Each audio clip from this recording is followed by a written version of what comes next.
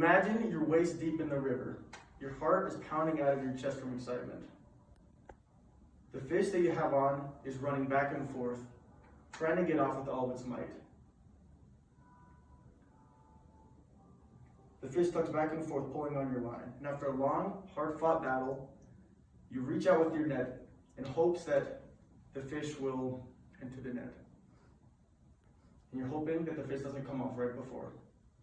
And as you do so, looking down in the net to see the fish you caught, you reach out and give your fishing buddy a nice firm handshake. Then you look down and see the trout that you've caught. And you realize that it's not only a fish that you caught today, but your passion. For me, fly fishing over the last couple of years has become something that I'm very passionate about. I love catching fish like this, as you can see from the smiling guy holding the fish. And I love exploring new places where these fish live. And I've come to know that there are 3 points about fly fishing that are very important to consider before starting fly fishing. First, it's important to know what is fly fishing. Second, what equipment is needed to fly fish. And lastly, what techniques are used in fly fishing. So first, what is fly fishing?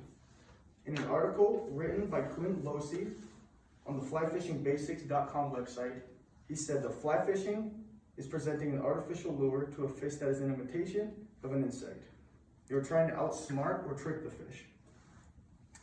So the goal of the fly fisherman is to present an artificial bug to a fish, hope that that fish will eat the fly, and then set the hook or pull the hook into the fish's mouth, reel it in, and then let the fish go.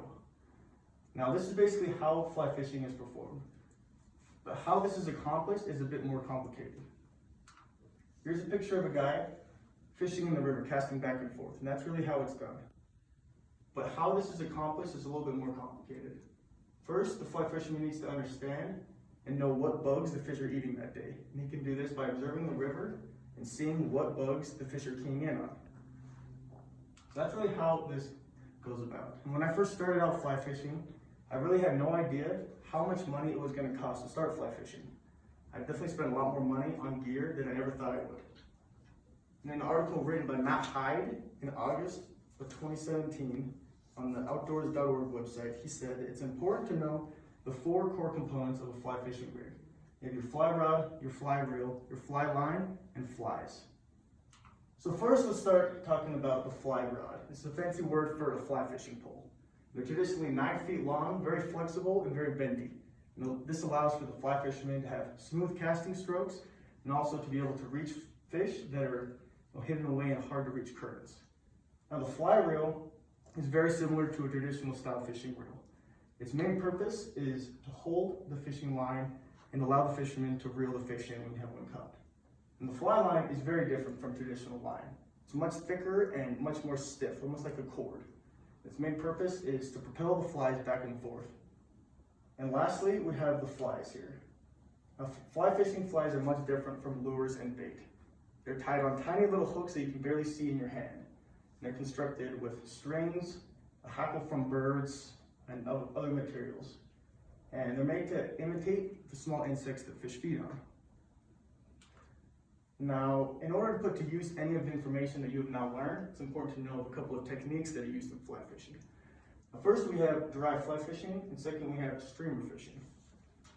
Now, dry fly fishing is considered by many to be the most exciting form of fly fishing.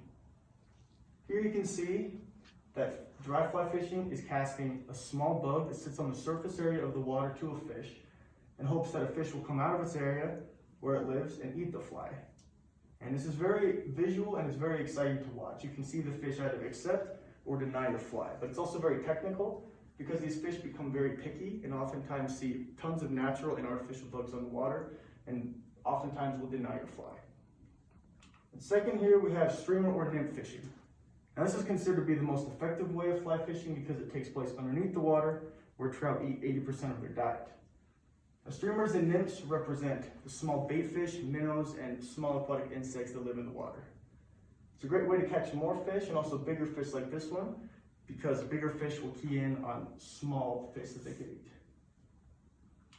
So to conclude, those are really the basics of fly fishing. I don't expect you all to go out and buy fly rods tomorrow and become professional fly fishermen. In fact, I'm not a professional. I don't know everything about it. I still get flies hooked on my shirt all the time. I still lose fish. I still have bad, frustrating days out in the water where I'm swearing a lot. But hopefully you all have at least a slight understanding of what is fly fishing, what equipment is needed to fly fish, and what techniques are used. Now, just to close, there was a poem given by an avid fly fisherman in Arkansas in January of 2014. He's a guide on the Arkansas River. And he said that fly fishing is like therapy for the spirit. The anticipation of stepping into the current, casting your fly, and becoming one with the river. It's a time of reflection, excitement, solitude, and being away from our busy life and its worries.